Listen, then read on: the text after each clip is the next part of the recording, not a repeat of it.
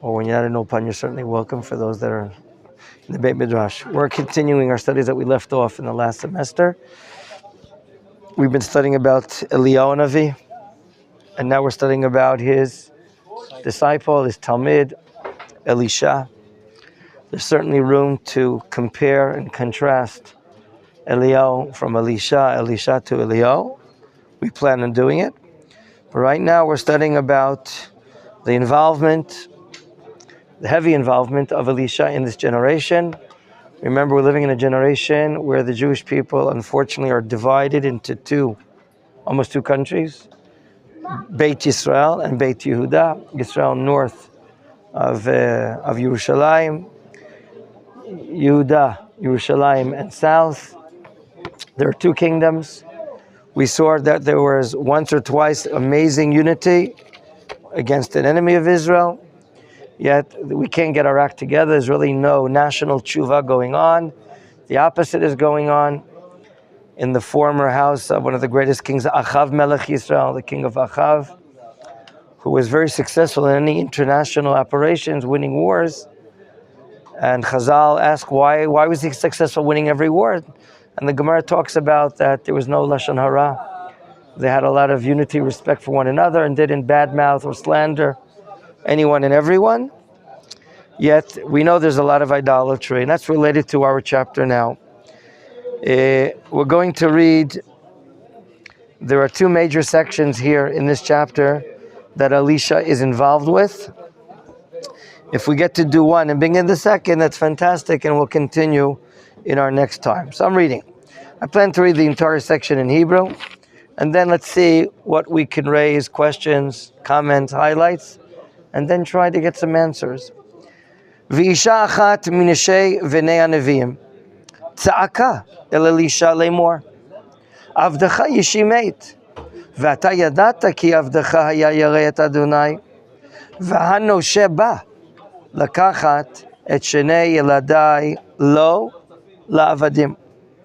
ויאמר אליה אלישע, מה אעשה לך? הגידה לי, מה יש לך בבית? ותאמר אין לשפחתך חול בבית, כי אם אסוך שמן. פסוק ג' verse 3. ויאמר לכי, שאלי לך כלים מן החוץ, מאת כל שכנייך. שכנייך, זה קריא וכתב, כלים ריקים, אל תמיתי. ובת, וסגרת דלת, בעדך ובת בנייך, ויצקת, and you'll pour, על כל הכלים האלה, ומלא תעשי. פסוקי ותלך מאיתו, ותסגור הדלת בעדו ובת בניה, הם מגישים אליה, והיא מוצקת. ויהי כמלות הכלים, ותאמר אל בנה, הגישה אליי עוד כלי, ויאמר לה אין עוד כלי, ויאמר ויעמוד השמן, ותבוא ותגיד לאיש אלוהים, ויאמר לכי מכרי את השמן, ושלמי את נשייך, ואת ובנייך תחי בנותר. Cute story, huh? It almost sounds like Hollywood. You know, we don't like cute stories because this is not the type of literature that we're here to read stories. We're supposed to be able to be stimulated spiritually, ethically, morally about whatever stories that happen here. And what does that have to do in the Tanakh? I mean, so what? So he did a miracle, and a woman who was in terrible economic distress, she's saved in the last moment by the prophet. Wow, let's make a film about this. It sounds great. But what does that have to do with us here? Maybe we learn about Elisha's character. Oh, very nice. Certainly there's a lot to draw about the character of Elisha. Let's start again. And as we go, let's raise questions. First of all, I didn't get her name. Would you please tell me her name? Her name is not mentioned. Wow. It says, V'isha achat minashei b'nei haneviim. So, she's anonymous, isn't she? Chazal do not like anonymous people. We want to know who she is, what is her essence, what is she about, what did she do in the past. There must be a reason that the Tanakh doesn't share with us who she is. But you Okay. know that her husband's one of the Nevi'im. Oh, so let's see what we know about her. First of all, she's called Isha Achat. Usually when a one person means she's very special. Achat, miuchedet, right? We can assume that she's special. But what do we know about her? Like you say, you done number one. She's Neshei B'nai Nevi'im. She's a prestigious woman. Her husband's a prophet. Okay? Number two, what do you have to say about her husband? What disciple? He's your disciple, Avdecha. Ishi, your personal disciple. Right? And what happened to him? He died. Furthermore, what do we know about her? She's a widow, okay? So what do we know about her husband? That he was a what? Yer Shemayim. Oh, Yad Yirat Shamayim. I went to the Shiva Rabbi in the Golan, Rav Mordechai Franco. Well, almost everyone that dies and gets a eulogy, they say, well, he had Yirat Shamayim, he had fear of heaven. So what's so special about telling us about this guy? Her husband was the Yirat Shamayim. Rather, the truth is, the Talmud says there are only 4 people recorded in the Tanakh that had the fear of heaven. I'm sure that they all had the fear of heaven, but we're talking about the superstars, that they are super duper fears of heaven. Anyone remember who's recorded about having Yirat Shamayim? Anyone remember? No? No, sir? First one. No? No. It's regarding an event with Yitzchak. Who's called a fear of God? Avram Avinu. After which episode? Very good. After the Ekedah, God says, Ata yadati. Now I know. Ki yarei Elokim ata. That you have fear of God. He's number 1. Who is number 2 in order? Who? No. Yosef? Very good. Yosef. What does he say in regards to what, Amika? He says, Avdecha Yaret Hashem. He doesn't want to have relations with the mistress of his boss. And number 3 is this gentleman that we don't know is anonymous. And number 4 is Eov. In chapter 1, we're told about Eov. Oh, that's 4. The Gemara says. So this prophet apparently must be special if he's one of 4 that they regarded with Yirat Shamayim. Now, the truth is, Chazal tell us exactly who he is. And we've met him before. And his name is? No? You're close. Ovadiah. Ovadiah. What do we know about the name Ovadiah, the person Ovadiah? We're up with him. Chapter 18 in Melachim Aleph. Do you remember? Eliyahu declares and makes an oath, no rain. Achav and his economy, Achav and his administration are devastated. Achav, this big famous kingdom of Israel. And who's the GM, the general manager of Achav's kingdom? Ovadiah. Ovadiah is like his general manager. Hu alabayit. I think it states he's on the house, meaning he's the manager of the estate, the properties, the wealth, the assets. Okay? And there it's even stated that he is a Yorei Hashem. Okay? He's the Yorei Hashem. Do you remember that when the situation is so bad, civil servants are not being paid their salaries, and he's looking for some food for his cavalry? Who are the 2 people going out searching for food? Ovadiah and the king, Achav. So we met up with him, and there we learned clandestinely, secretly, he's hiding and feeding 100 prophets. Somewhere in the Jordan Valley, in the caves, he's feeding 100 prophets. And now he no longer is alive. He's no longer alive. And she comes out, and it says that the widow, Tza'aka el Elisha. What does the word Tza'aka here mean? Screaming with 7 or 8 decibels. She's raising her voice. What does Tza'aka mean?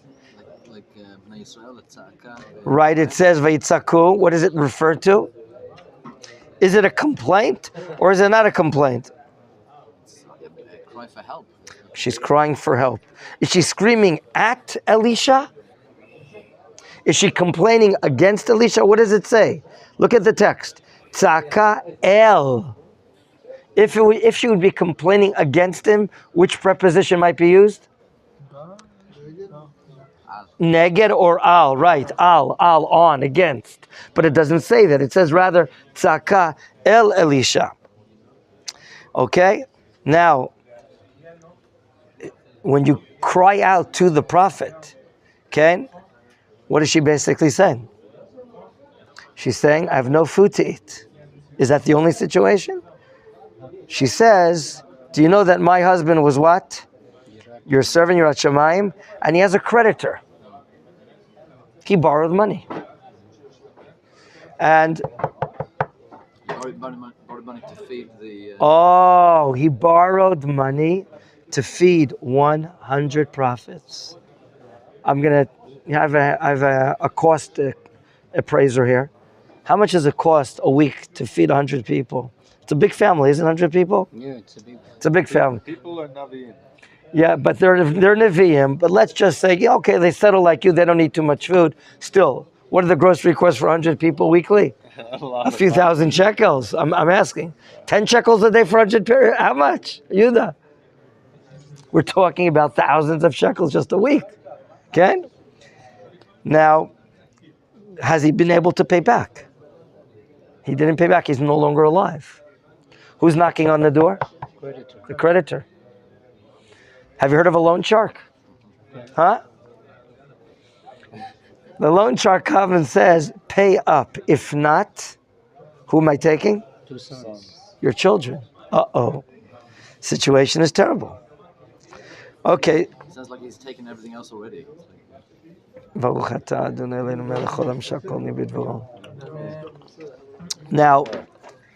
Now let's try to really understand the predicament that this widow, the wife of Ovadiah, her name we don't know. Her husband was a super tzaddik. In the time of the administration of Achav, he quietly hid prophets. Do you remember why he hid prophets? Izebel made a decree to wipe out the prophets of Israel, to wipe out the name of God. And Achav went with her. Remember, she was an import from Lebanon. I don't even know what kind of gior she did. Who knows what? And she's the first lady of the country. Achav's wife called Zevel. Notice that he pronounces the second part of her name louder, Zevel, which means garbage. Right. Zevel is garbage. Now, we talked about that as a joke. We learned, or it's stated in the Midrashim, that Ovadiah would hide the two groups. One group of 50 in this cave, another group of 50 in the other cave, and provide for them food. And now comes the missus, the widow, and she's crying out. I have no food at home. I have no way to return the loan, the money that my husband owned. And right now my children are being taken away. What does it sound like? What kind of plea is this? What kind of claim is this? If you learned Tanya in the opening chapters, come on, you good Chabadnikim, what would you say? Tzaddik veralo. There's such a thing called a tzaddik, and he's going through a hard life. I've heard of that term before, tzaddik veralo. There's a tzaddik v'tovlo, like all Machon Meir students, but there's also a tzaddik veralo. Maybe she's claiming this is unjust, this is unfair, I don't understand.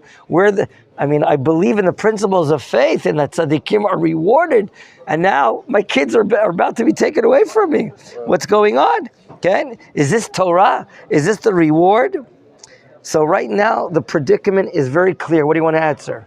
Oh, just that Hashem hears the cry of the widows and the orphans. Beautiful. And she's crying out. Her children are about to be taken. Now, I want to add something. Chazal adds something to make the situation even more terrific. Maybe terrific from the word terrified. Who did Ovadiah borrow money from? Isn't he the head of He's the GM. He's the general director, the general manager of Avchav. But there's no more money. Who does he go to support 100 people? He goes to the son of the king, Yehoram. He can't go to the king, because the king would know about this, what's going on. Yeah. He can't borrow from the actual king. Achav has a son, Yehoram, who is the present king right now. Oh. And now we're revealing another anonymous person. Who is the creditor? Yehoram. And he's going to this poor widow, has no money, can't feed herself, has to pay a loan, has no way to pay the loan back, and she's crying out, what's going on? My husband, who supported the kingdom, was the general manager, borrowed money, can't buy back, and now the kids are about to be abducted. So the noshe here, the creditor, is the son of the former king, who is the present king, Yehoram. So here's the situation. Do we now better understand why she is tza'aka? Why she's crying out for help? Her situation is dire. A terrible situation. So Yehoram, before he was king, played with Ovadia, gave him money. He's knocking on the door every week. Can I borrow a little more money? Can I borrow a little more money? So he went with him. He kept his mouth shut. He didn't say anything to his father. But now, after his father's already been killed or dead, and now he tza'aka el. She's crying really about, this is a crime. This shouldn't be happening. My husband was a tzaddik. He was a God-fearing person. You know what kind of reward he should be getting for feeding 100 prophets for the time that there was an all-points bulletin against prophets then? Yeah. So here's the tzaka, and maybe we'll better understand, or should we understand, why a miracle is about to happen. Okay? It's a very cute story, the story of this woman and the prophet. And, the miracles we're about to see with the oil are very, very cute. But who needs it? I mean, we're going to have to ask ourselves, why is the prophet using... excuse me, can I make a national collection of money, please? Yeah, I have a woman who is in terrible situation. I'd like to send it out to all WhatsApp groups that I'm collecting money now. I need about 50,000 shekels. Yeah. Okay? Is there a problem? Making a, what is it called? Magbit? A magbit. Making a magbit. How do you say magbit? Making a collection, a charity collection to help out. Giyus Ksafim, I'm raising money. What's the matter? Alicia can get on the phone and talk to other people and raise money. Why does he have to revert to use miracles? What are you saying, sir? To give glory to Hashem. Maybe give glory to Hashem. During that time, there is like hunger, if I'm not mistaken. Right now, there's no hunger. There was. When? In the time of Eliyahu Navi. Eliyahu Navi, Elijah the prophet, he made an oath in God's name, and he prevented any rain from coming down. Then there was a terrible economic situation. Not now. What is at stake right here? First of all, the kids they're not going to wait months until the money comes. They'll take it in. So look, you give some collateral, sell your estate. There are other ways in order to get the creditor or the loan sharks off of your back, right? Why do we have to revert to miracles? There must be an internal, intrinsic reason. You're saying, explain that. What do you mean? Why is there a Chilul Hashem here? Okay, here's a guy who was a tzaddik, who must put himself on the line. There you go. And now they're going to take his kids away. Beautiful. Who is the heart of this nation? Who's the heart? Remember, the heart is the size of a small muscle, right? In comparison to the entire human body, what is the heart? 1/100th, 1/200th, or 1/500th? Yet the heart is the most important vital organ in the human body, isn't it? Who is the heart of the Jewish people? Nevi'im. Very good. The prophets. If no prophets, the great tzaddikim. Right now, exactly what you're saying, Yehuda. Ovadia is one of the top prophets. If such a crime, if such an injustice is happening to a prophet, I mean, it's corruption. How can God allow such a thing to happen? So things really are much at stake. When Menachem Franco, Rav in the Golan, he presented this matter, I thought it was very worthwhile using. Right now, there has to be an answer, a resolution to the problem, and as fast as possible. And therefore, maybe it's not enough to make a national collection of monies to help out this poor widow. Right now, Elisha has to solve the problem with depth, with a in a spiritual way, in an intrinsic way connected to God. Because if amongst the prophets of God there's a crime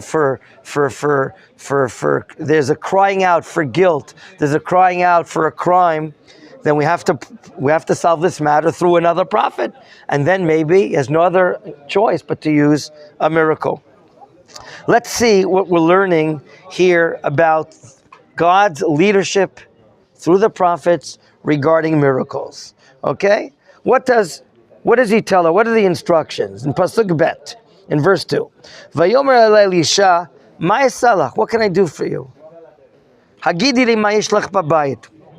What do you have in your house? What resources? What do you have there as far as the material world is concerned? And her response is, notice, Ein, there are two negatives here. Ein, she says, Vatomer, Ein l'shivchatcha chol babayit, I have nothing at home. Ki im asuch shaman, meaning, I have just a little oil inside my house. Okay? Now he's going to tap on, Elisha the prophet is going to tap onto that little amount of oil in order to produce a miracle. Of course, many ask the question, well, if she didn't have any shemen, would there not be a miracle? Cannot God? Someone told me that Ramban, at the beginning of his commentary, Nachman, at the beginning of his commentary to Breshit, talks about miracles, and therefore the world, he says philosophically, is yesh me'ayin, something from nothing. Whereas the rest of the world, thereafter, is yesh me'yesh. Miracles happen usually from something that is in existence. Okay? Now, when she says, I have nothing there but just a little oil, wow. What do you understand? Like, sometimes you watch these, you watch these welfare shows on, a person opens up the fridge and there's nothing in the fridge. That's the situation. Maybe there's no fridge at all. They took the fridge. I get nothing. Like Right. Maybe it's just the oil because it's Okay. She had a Maytag or Amcor refrigerator and there's no fridge left. Nothing. They took her Dyson air conditioner. There it is. Nothing is left over. Very good. Notice, what does he say? Go out. Instructions. Go out and borrow kelim from your neighbors. Okay? And he's specific. What type of kelim? Kelim rekim. Al tamiti, meaning bring a lot. Let's see, does she or not listen to these instructions? First, before that, we have this section of the door. Interesting. In verse 4, uvat, when you come back, meaning with the kelim, v'sagarta delet ba'dech uvat banach. The door has to be closed. Okay? In other words, your door is here, you and your sons are on the other side. This is not going to be on ABC television or NBC, and not even Fox News. Okay? And then what are you going to do? You're going to take that little oil that you have, v'yatzakt, you're going to pour, al kol ha'kelim ela. Notice the prophet uses the words al kol ha'kelim. What is he expecting? How many kelim is she supposed to go out and borrow? A lot. As much as she can. V'amalei tasi. Now, let's see what happens. Pasuk 5. Vatelech me'ito. Does it say where? Where's she going to? You're assuming that she's going home. In other words, she's now on the return trip with all the kelim. That's what you understand. Could be. But She was with Elisha, right? she was with Elisha, of course. He was speaking to her. Okay? Vatelech mito. She distanced herself from him. Vatizgora delet. She closes the door. Ba'da uvad banah. And now, what are they doing? It's a family initiative. Hey magishim ala. They're serving her kelim. And what is she doing? She's pouring from that kli that she has what? 100 cc's, 80 cc's. How much does she have? Okay? She has very little inside. And she continues to pour and pour. Now, something happens. As she's pouring and pouring, what does it say? She keeps on, Vayikim lota kilim, she's filling up the kilim, Vatom Rabbana, she asks her son, Hagish elai od keli, give me another 2-liter jug, yeah? And what does the son say? Vayamila, ein od keli. Vayamod Hashem, and therefore, no more oil can be poured. There's a predicament here. Did she apparently borrow a lot of kelim or not necessarily? Not too many. It's finished, it ended. I don't know if she's pouring for 10 minutes, 20 minutes, an hour. It's not clear to us. But it's ended. It seems to be finished. And then what is she doing? Pasuk Zayin. Vatavo vataged la'ish Elohim. Why is she going? Vayomer, why is she going? What is she saying to him? Vayomer, he says to her, Lechi mechri et hashemen. Go ahead and sell it. So what did she ask him? Is it a good time for sales? I mean, can you tell me the futures market? I mean, will tomorrow be a better price? I mean, can you look on the Shomron Stock Exchange and tell me what is the price of oil for tomorrow, the next day? Or there's even a Gemara that talks about, should I take out Trumot and Masrot? Very righteous woman. Should I take out the tithes, Trumot and Masrot? What? It's from Shemayim. And therefore? How can you get the Terumot Masrot? Beautiful. That's what the Gemara says. The Gemara says, oil of a miracle is not tithe. Oil of a miracle is not tithe. Maybe because what you're saying, it didn't grow from the ground. Yeah. It came from heaven. Oh. Interesting. What's also interesting is that she didn't bring a lot of kelim, or not too much, but the miracle, of course, still happened. And here, she takes advice. Really, Rashi brings a chazal, and she asks, should I sell now, or should I wait? Should I go ahead? Should I go borrow other kelim? Could be a possibility. A very interesting matter. And she's told to sell, and of course she'll pay off the loan, and she'll be able to live with her kids, and support herself with whatever leftover there is. Wow, what a story. What a story. The fact that a miracle happens here regarding oil is something of nobility. Oil is nobility. We know the kings and Kohanim are ordained, are consecrated into the work as a king or in the Beit HaMikdash with Shemen HaMishcha, anointing oil. So oil is related to nobility, is related to miracles, is related to the kingdom. Here, unfortunately, the creditor is the king. He, as the son of the king, lent monies to Ovadiah. Okay? I once heard from Rav Kashtiel in Eli that he explained here, maybe one of the lessons of this episode here is to clarify what is the role of a king? What is the role of a prophet? Ovadiah used the kingdom to do chesed. He borrowed money from the son of the king to do chesed. Okay? And what did he do? He provided parnasah, economic welfare, for 100 prophets. Fantastic. He used the kingdom, the son of the king, for their monies, resources, to finance 100 of the leaders of Israel, 100 prophets that their lives were endangered.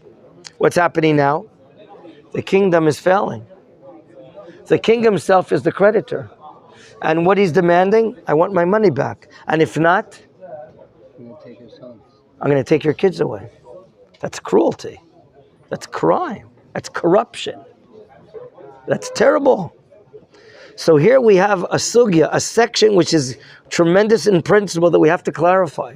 And maybe that's one of the reasons why Elisha decides through oil to perform a miracle to show that we have to use oil for chesed, We have to use oil for helping out others, for supporting others, and not for corruption. That is one answer for this matter. Another matter is, it's like really a Hasidic lesson. In Hasidut, based upon Midrashim, a lot is written that we, as members of the Jewish people, we're a kli. Each and every one of us is like a vessel. We're a receptacle. What is a kli halachically? Right? We have a tractate called Masechet Kelim. It's in the 6th order of our Mishnot in Tarot. Something that is called a kli can in principle receive defilement, tuma. Kli is something that can contain something else. That is a kli. No matter what amount it can contain, it doesn't make a difference. It can contain something. Every member of the Jewish people, we are in our lives to make ourselves as a kli, a vessel. We're not the objective. We want to be able to use ourselves, our minds, our energies, our resources to serve Hashem. That's what a kli is. A kli is a means to serve God. A means, not the end, but a means to serve God. The greater we make ourselves a kli, the greater the abundance from God can come down to us. The wider we are, the more of spirituality can come down to us. The more we develop our mental, intellectual, spiritual powers, wow, then we're making ourselves a great kli to obtain the divine, it's called in Hebrew, shefa. Shefa ruchani, spiritual abundance. Okay? The smaller we are, the less spiritual abundance. The more we work on ourselves, on our midot, mitzvah performance, Torah study, we're making ourselves a greater kli. Here we see this exact lesson, what they teach us in Chassidut. We see here, according to the amount of kelim she brought from her neighbors, that's the amount of oil she got. She didn't get an excess amount of oil more than the kelim that she has. Let's say she borrowed 200 liters of kelim. That's what she filled up. That's it. That's the end of the story. There's no more. Had she brought 300 liters of kelim, the miracle would have been greater. So we see here like a Hasidic lesson, which is so true in our everyday lives, that the more we create ourselves to make ourselves a greater kli, the more we have divine abundance. However, there were two things that we noticed when we studied this. Number one, she had to have some oil. Some oil. And that's what she said, I have a little. That's enough. Why? HaKadosh Baruch Hu, since creation, the way that he performs miracles, like we said earlier, yesh meyesh. God will provide from something that already exists, and not yesh me'ayin, something from nothing. Ramban talks about this in Bereshit Aleph. Yesh, not yesh me'ayin, something from nothing, but yesh me'yesh. So as long as it is, the truth is God can do anything and everything. Why does he want that there be something? Because the act of creation, the initial act, was a complete creation. Everything necessary, fundamentally, the substance with which later miracles could occur was already in place. That's right. So in order for us, God doesn't want us just to sit back, twiddle our thumbs, okay, have all the abundance to come down. Hashem wants us to do something, to have something. There has to be a basis upon which the miracle can apply. In order for the bracha, the plenty, the blessing to come down, there has to be a basis, something there. Doesn't have to be a lot. Okay? There are a lot of people in the Torah world that live such simple lives. The Chafetz Chaim, Rav Aryeh Levine, heard about these great righteous people. Rav Tzvi the cook, I visited his home. Very simple homes, old furniture. They're not looking for high style things. They're very simple people, and they get a blessing from God. They get a blessing from God. Here too, we see that your spiritual world, in order for it to grow and grow, there has to be some sort of basis even in the physical world. God's shefa, his abundance, is unlimited. He can bring as much as he wants. But he wants us to bother. He wants us to work. He wants us to take the kli and make it wider as much as possible. Therefore, number one, there has to be something there. Number two, do you want this abundance to come? The door has to be closed. Why does the door have to be closed? Modesty. It's hidden. A blessing doesn't happen when you stand on the soapbox at the junction of Jaffa and King George and you talk to the world with speakers that are blasting your ears. A blessing happens behind the curtains. A blessing happens inside, into intimacy, where that's where spirituality really happens. Some of you remember there's a famous pasuk about God's blessing in the book of Deuteronomy. In Devarim it says, quote, Yevarechacha Hashem ba'asamecha. What's the name of the Bamba company? Osem, right. So the word Osem appears there in that pasuk. I repeat, Yevarechacha Hashem ba'asamecha. God will bless you with your bounties. Osem is your bounties, your great yield. Ba'asamecha, the Talmud says on a play on word, Bedavar hasamoy mina'ayin. So asamecha means hidden from your eye. Where will blessing happen and come? When something is hidden, where you can't see. The more it is belonging to the hidden world, the more it is belonging to the spiritual world. Here is a clear example of the spiritual world that God provides economic welfare for this poor woman who's a widow of a prophet, and it's happening behind the doors, not in public. We're not here to prove this or to prove that. That's part of God's metaphysical world, that the bounty, the spiritual blessing happens in a modest area and not in front of the eyes of the public. Okay? Yes, go ahead. It relates to the verse in Micha, you should walk quietly with your God. Beautiful. Hatznea lechet im Hashem Elokecha. Hatznea lechet. Hatznea from the word tzniut. Right? Remember that pasuk. Very good. Another point that I think it's worth mentioning, I also heard from Rabbi Castiel. This blessing is not, remember, Alicia could have gotten on the phone. Are you willing to donate 100 shekels? Or can you donate? It's not taking anything from anyone. All this bracha that's coming here is not by taking from everyone, not taking from anyone. On the contrary, God is allowing this multiple, this abundance, this blessing to appear out of a spiritual world. She had to cry out, and she cried out to the prophet, and she deserves really, but Hashem wants us to wake up, to stir ourselves, to seek, to beseech, and therefore she's not now being supported by donations from these people or those people, but rather the spiritual world inside her is now developing, is now splurging. It's growing and growing to teach us that often a lot of our spiritual blessing is not at the expense of anyone whatsoever. Any questions or comments? Yes. I was learning something very interesting. It's kind of like a tangent, but on the shemen, on the oil.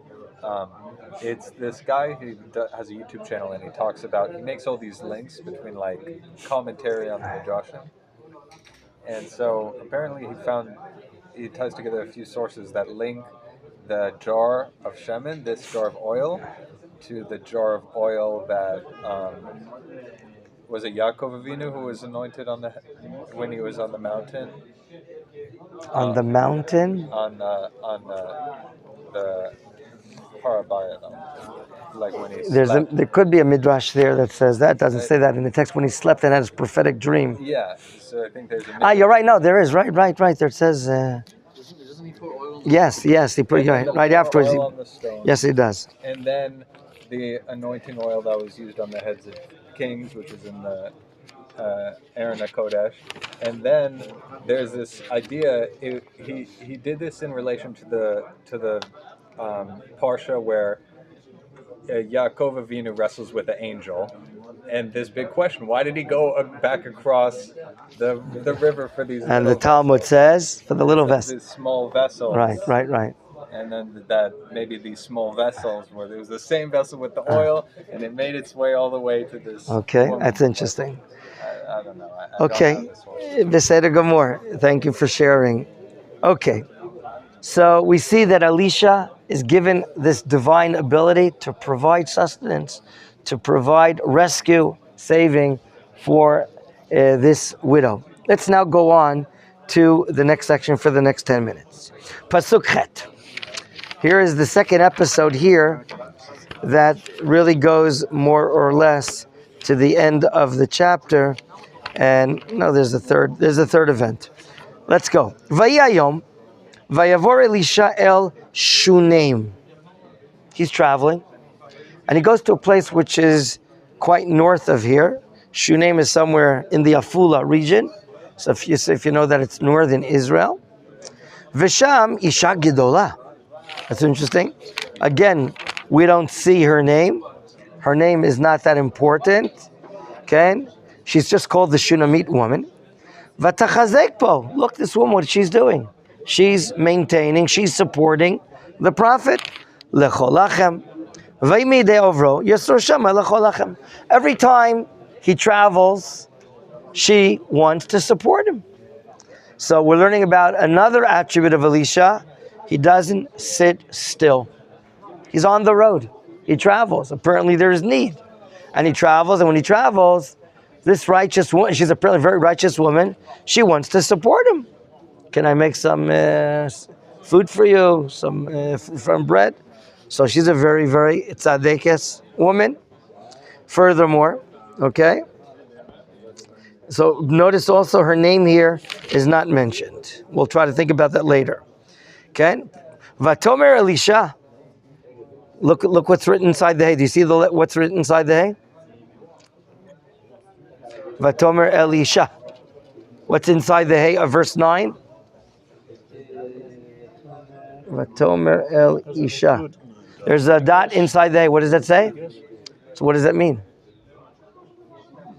Does it mean, and she said to the woman, Vatomer Elisha? So when you... Right. Isha means, quote, it's reflexive. Ha'ish shala. Her ish. So you have to know grammar, gentlemen. Otherwise, we're misunderstanding. She's speaking to her husband. Isha. Ha'ish shala. When you're a good Bal Koreh reading, you'll hear him say, Isha. Okay? Okay. She speaks to her husband. By the way, I don't know his name either here. Hinena yadati ki ish Elokim kadoshu. Over aleinu tamid. Wow. So she's so impacted from the prophet. She has an inner understanding. And through her inner understanding, she realizes that he's a godly person. He's a holy person. And he's been stopping off every few months when he passes the north. He stays by us. And she has her eye on him. His midot, his yirat shamayim, his spirituality, how he talks, how he behaves, what he does and what he doesn't do. And she calls him Ish Kadosh. Fantastic. Okay? So here we see Elisha is called an Ish Kadosh. Of course, there are different madregot of Kedusha. In our next show, when we lead this, I want to share with you there's a famous Gemara Masechet Brachot regarding this. Rav Kook has a very interesting commentary. And she says to her husband, but this is proper etiquette, are you willing to, can we support him a little more? What do you mean? Verse 10, Nasena aliyat kir ktana. Let's build him a second floor apartment. Let's give him his privacy, give him a room. Okay? V'nasim lo sham mita, v'shulchan, v'chisei menorah. What does he need? The simple things. A bed, a table, a chair, and a menorah. I know he's righteous, he's holy. Vaya, and what will happen? Every time he passes by, why should he have to go into the Hilton or to the Hyatt? Why does he have to waste money? Let him come into our house and we'll do the mitzvah of chesed, achnasat orchim, entertaining guests. Okay? Apparently, the husband said, okay. But it's interesting. We don't hear him speaking. Well, what kind of? Did he agree? What? Did he agree? He apparently agreed, but we don't hear anything about it. That's interesting. This will happen again at the end of the parak. What? Shtika kaskava. Shtika kehoda, right? Vayia yom vayavo shama. Vayasa liyav ishkav shama. So here they're doing the mitzvah. He passes through the next time. They built a second floor. Apparently, they brought a contractor. They built a second floor, and fine. What? It was up to code. It was up to code with the city hall of Shunam, the Shunam city. Pasuk Yud Bet. And now for the first time, we see the personal servant of Elisha. Verse 12. Vayomer el Gehazi naro. Here he is introduced for the first time. We meet up with this famous servant. We'll see how good he is or how good he's not. Krala Shunamit, would you please call this woman? Vayikrala vatamod lefanav. She stands with discipline, and he wants to talk to her and maybe express some thanks. Vayomer lo. He says to Gehazi, interesting, out of modesty, he doesn't talk to her directly. Vayomer lo, he says to his servant, go speak to her. Emor na'ileh hine charadit eleinu. You've done so much, you've troubled, you've worried, you've concerned for us all the time. Et kol ha'charadazot. Melasot, look, what can I do for you? You know, he wants to say thank you, but, you know, in a big way, an expression of thanks. Hayesh ledaber lach el hamelech. What do we notice here? That he has a word with the king. Who's the king? Yehoram. He paid back the loan. The loan was paid back, sure. So politically, I have clout in the world. I have influence in the world. Mate, you need a favor from the king? Tell me, I'll speak to the king for you. Oh, El Saratzava, maybe the minute you have some security problems there, I can speak to the minister of the army. So we see here that Elisha is involved. Elisha goes from town to town. He's involved, and right now he wants to express his hakarat hatov, his expression of thanks. Correct? Vatomer, notice her response. Betoch ami anochi yoshavet. What kind of response is that? I'm living with my people. Things are going good. Things are going good? That could be one meaning. What else? Her problems are the problems of the cloud. My problems, the problems of the cloud. Very good. I'm with the cloud. I don't need to be what? I don't have any requests. I don't have any requests. I don't have a special request. I don't have any special needs. I'm with my people, my community, my neighborhood. Okay? She seems to be reserved. She seems to be satisfied. She seems to be, go ahead. It's also her name. She is a woman living in the town of Shunam. We said it's about 4 or 5 kilometers. She doesn't have like her own name. She's just called the Shulamite. Right. She's just like this Klalit. Oh, very good. Excuse me. Right. We've seen this before in the Tanakh. When the Tanakh decides not to share with us a name, it shows something that the personality is so collective, part of the public. She's not a private person which has her own private name. And therefore, sometimes there are the Tanakh, I'm sorry, purposely doesn't tell us a name. So this is stood up by, look, I don't need any favors. I have what I need. I'm with the tzibor. You know, if some of you study the Pirkei Avot. Wow, I forgot to read Pirkei Avot this special Shabbat. Oh, wow. Usually I read with my wife. It was Perek Bet, right? Aleph. Previous Shabbat is Aleph. This one is Bet. 1 second. What's today's day? I did read it last Shabbat. I thought like today's Sunday for something. I felt today is like Sunday right after. So we did read last Shabbat, my wife and my soldier was home. Okay, wow. I felt it all of a sudden. Wow, yesterday I didn't read it. Because yesterday wasn't Shabbos, was it? Oh, but it feels coming back. I felt coming back to classes. Today's like the first day of the week. Okay, you caught me. In any event, in Pirkei Avot, what does it say? That we're not allowed to set ourselves aside from the tzibur. In fact, the Rambam brings that if someone that does move himself away from the tzibur, ein lo chelek l'olam haba. There's no portion. This woman is a klali woman. However, she's hiding something. Pasuk Yudalid, and we'll pause after we finish reading this.